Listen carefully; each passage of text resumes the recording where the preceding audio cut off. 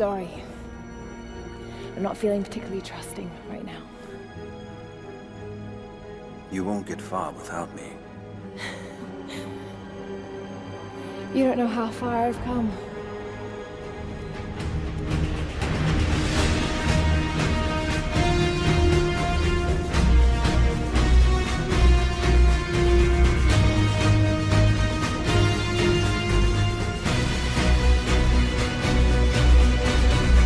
"2013's installment of Tomb Raider was the story of survival. Rise of the Tomb Raider has a very different feel to it, and that's exactly what Crystal Dynamics intended. New weapons, new locations to explore, and a now seasoned adventurer Lara Croft to tackle it all. Sequels give developers a chance to expand on an established formula with new features and an added polish, but are the changes steering the franchise in a positive direction, or tossing it into a cold abyss?" Lara, your father was unwell. No, he was close to a great discovery, tangible evidence of the immortal soul. Lara survived a traumatic experience on the island from the last game, and that is shown in this installment. You see a more headstrong, determined Croft, seeking answers and justification and clearing her father's name by searching for the key to immortality known as the Divine Source. You see a more seasoned adventurer, jumping headfirst to tackle impossible odds or escaping from dire situations with a calm demeanor. You see a character that has a lot to learn in her quest to find the Source, as she inadvertently leads a deadly group known as Trinity to her goal as well.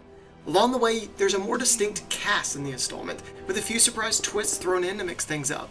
You could nitpick about aspects of the plot, but the overall story is a step up from the first game, with more established companions and enemies with better purpose than just world domination. I led them to it, Jonah. If the Divine Source is real, we've got to find it first. As Lara has matured, so has the look with a jump between console generations, and it has produced one gorgeous game. The scenic overlooks are plentiful and stop you in your tracks. From snowy mountainsides to lush forests, the set pieces you encounter leave you in anticipation of the next one. Character models and mocap are equally detailed, and Camilla Luddington has once again brought a unique touch to Lara, and she's getting really good at drowning. I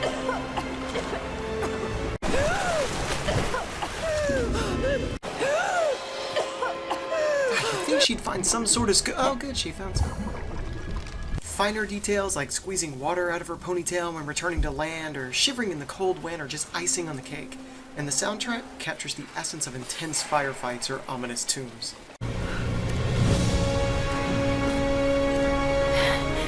It's amazing. You are an explorer, and that's how the game plays out.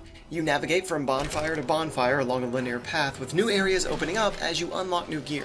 Despite the linear nature of the game, the world still has some open fields and plenty of tombs and shiny items hidden in plain sight. The game encourages you to investigate these areas, which is a bit of a double-edged sword. The side content is plentiful in terms of collectibles and crypts, but these are dangled in front of you with items shimmering in the distance or pop-up tutorials reminding you there's a hidden tomb nearby. It's fun to collect and explore, but it kills any sense of urgency within the campaign. I found myself in the middle of intense battles, combing the bushes for coins. Soon, you will have your day. We both will. Just as long as you don't lose focus again. When you're not platforming or exploring, you're going to be engaged in the combat, in which your approach can be as loud or stealthy as you prefer.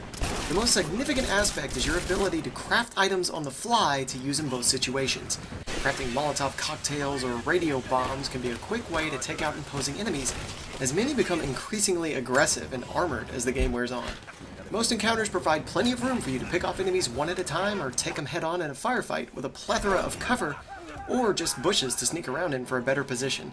While both tend to work great, there are moments in stealth that tend to falter, such as leaving a radio bomb, and despite being nowhere near the site, instantly being seen and thrown into combat.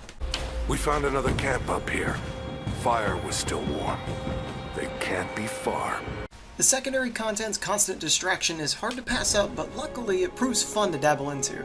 The tombs from the previous game lacked any real influence, but each tomb in this installment has personality and very intricate puzzles that take time and really trial and error to figure out. No matter your action though, you'll gain experience and it's funneled into a talent tree. You can invest points into actions like firing multiple arrows from your bow consecutively to finding more ammo off bodies. Additionally, gather material can be funneled into weapon crafting for faster reload speeds or damage increases. All of these actions add a sense of customization to the game, tailoring Lara to your preferred style of play. I just hope you can make your own mark on this world someday.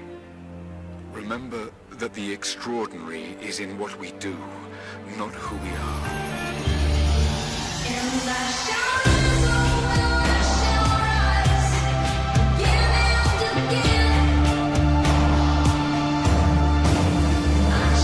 Rise of the Tomb Raider sticks close to the first game's formula, but that doesn't make it any less engaging.